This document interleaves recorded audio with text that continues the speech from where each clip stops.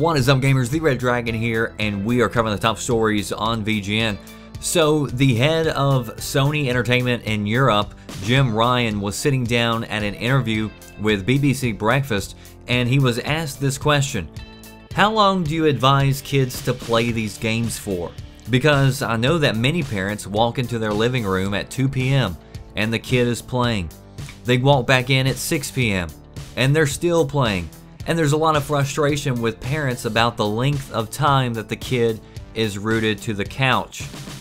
And quite possibly the best response that I've heard to a question in quite some time, Jim replied with, well, you need to look after your kids a bit better.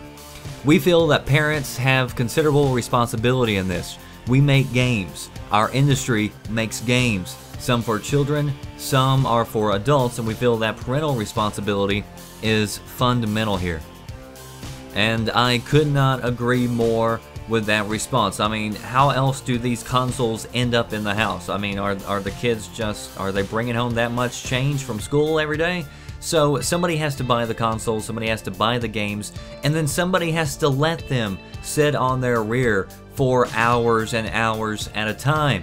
And so, as I mentioned several times before in many videos, I'm a big fan of personal responsibility. So the consoles themselves, you know, they don't have to, but they do have parental controls built into it. So if you wanted to take advantage of that, then you certainly could.